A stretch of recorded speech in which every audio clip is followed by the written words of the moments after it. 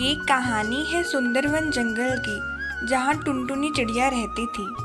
टुनटुनी का एक आम का बगीचा था, जहाँ के आम बेच के वह अपने जीवन का गुजारा करती। इसी जंगल में कल्लू कौवा अभी नया नया रहने के लिए आता है। अरे बंटी जी नमस्ते, मैं कल्लू कौवा हूँ। मैं इस जंगल में अभी नया नया ही रहने आया हूँ। क्या आप मुझे बता सकते हैं इस जंगल में और कौन कौन रहता है, ताकि मैं सबसे परिचित हो पाऊँ? बंटी कबूतर कल्लू कौवे को सुंदरवन जंगल के बारे में विस्तार से बताता है कि यहाँ कौन कौन रहता है। कल्लू कौवा बहुत ही चालाक कौवा था। वह बातों ही बातों में बंटी से ये भी निकलवाता है कि इस जंगल में सबसे अमीर कौन है। इस जंगल में सबसे अमीर है टुनटुनी बहन। उनका बिजनेस तो क्या बताऊं जी, बड़ा ही तगड़ा चल रहा है। इस साल उनके आमों की खेती बड़ी जबरदस्त हुई है और उनके आम तो सोने के भाव बिक रहे हैं। बंटी कबूतर की ये बात सुनते ही कल्लू कौवे की आंखें लालच से चमक उठती है। यहाँ दूसरी ओर टुनटुनी दिन रात मेहनत करती। चलो भाई अब घर चलती हूँ, आज का काम तो हो गया, कल आके अब ये आम तोड़ूंगी, आज तो मैं बहुत थक गई। उसी रात टुनटुनी को बहुत तेज बुखार आ जाता है। हे भगवान, कहीं मेरी फसल बर्बाद ना हो जाए इस तूफान की वजह से। एक तो ये बुखार, इसे भी आज ही आना था। शुक्र है ये तूफान रुक गया, कम से कम मेरी फसल तो बर्बाद नहीं होगी। डॉक्टर टुनटुनी को एक हफ्ते के लिए आराम करने के लिए कहते हैं। ये सब बातें कल्लू कौवा सुन रहा होता है। इसी बात का फायदा उठाते हुए कल्लू कौवा टुनटुनी के बाग में चला जाता है। अरे वाह, कितना सुंदर बगीचा है। सच कहा था उस बंटी कबूतर ने। ये कहते ही वह सारे आम तोड़ देता है और वहाँ से चला जाता है। कव्यानी बहन, मुझे टुनटुनी बहन ने भेजा है आपको ये आम बेचने के लिए। क्या आप ये आम खरीदेंगी? ऐसा कहते कहते कल्लू कौवा टुनटुनी चिड़िया के सारे आम बेच देता है और खुद अमीर हो जाता है। आज तो बहुत कमाई हो गई। इससे पहले टुनटुनी को ये पता चले कि मैंने उसके सारे आम बेच दिए हैं, यहाँ से निकलना ही ठीक रहेगा। ये कहते ही कल्लू कौवा उस जंगल से भाग जाता है। अगली सुबह टुनटुनी की तबीयत ठीक हो जाती है।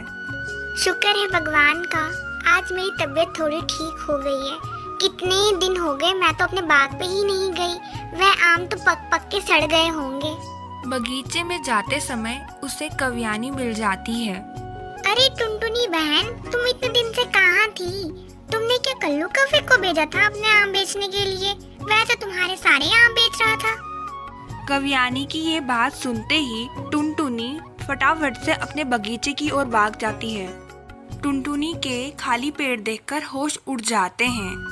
हे भगवान, ये कालू कौवा तो एक नंबर का चोर निकला। इसने तो मेरे सारे आम चोरी कर लिए। वह इस बात की रिपोर्ट पुलिस स्टेशन जाके भी करती, लेकिन कोई फायदा नहीं होता क्योंकि कल्लू कौवा भाग गया था। दिन यूं ही बीतते गए। टुनटुनी अपना नया बगीचा तैयार करती है। इस बार टुनटुनी ने केले का बगीचा बनाया। कुछ ही वर्षों में उसका पूरा बगीचा बनके तैयार हो गया और वह दोबारा अमीर हो गई। टुनटुनी चिड़िया अपनी ऐसी फसल देखकर बहुत खुश हुई और वह अब पहले से ज्यादा अमीर हो गई। कल्लू कौवे को भी उसके किए की सजा मिल गई। वह जिस रात टुनटुनी के पैसे देके भागा था, उसी रात को उसका एक्सीडेंट हो गया था और वह जिंदगी भर के लिए अब चल नहीं सकता। किसी ने सच ही कहा है, समय बहुत बलवान है। दोस्तों, आपको कहानी कैसी लगी कमेंट करके जरूर बताएं। Bye bye. ये कहानी है रमा और पायल की। रमा पायल की सौतेली माँ थी। रमा की एक और बेटी थी पलक। रमा पलक से बहुत प्यार करती, लेकिन पायल से सौतेला व्यवहार करती। पलक बेटा जाओ जल्दी, आपको स्कूल के लिए देरी हो रही है। और तुम पायल, जल्दी जल्दी अंदर चलो और मेरा काम में हाथ बटाओ। मगर माँ, मुझे भी पलक की तरह स्कूल जाना है, डॉक्टर बनना है। तुम हो एक नंबर की गवार, बड़ी आई डॉक्टर बनने वाली। चल जल्दी जल्दी अंदर चल और काम खत्म करने में मेरी मदद कर। माँ की ऐसी बातें सुनकर पायल वहाँ से रोते रोते जंगल में आ जाती है। तभी अचानक से पायल को कोई अजीब सी आवाज़ सुनाई देती है। क्या हुआ पायल बेटा, आप क्यों रो रहे हो? पेड़ की ऐसी आवाज़ सुनकर पायल हैरान हो गई। पायल पेड़ को सब सच सच बता देती है कि कैसे उसकी सौतेली माँ उसके साथ बुरा व्यवहार करती है और उसे पढ़ा नहीं रही है। पायल, तुम फिक्र मत करो, मैं एक जादुई पेड़ हूँ और तुम्हें वरदान देता हूँ कि तुम खूब पढ़ोगी और तुम एक डॉक्टर बनोगी। पेड़ का ऐसा वरदान पाते ही पायल की जिंदगी पूरी तरह से बदल गई। समय यूं ही बीतता गया और पायल एक दिन डॉक्टर बन ही गई। डॉक्टर साहब, मुझे बचा लीजिए, मैं मरना नहीं चाहती, मुझे कृपया करके बचा लें। आप बिल्कुल भी फिक्र ना करें माता जी, मैं आपको बिल्कुल ठीक कर दूंगी, आप घबराएं नहीं। बस छोटी मोटी सी तकलीफ है, एक इंजेक्शन लगा के दूर हो जाएगी।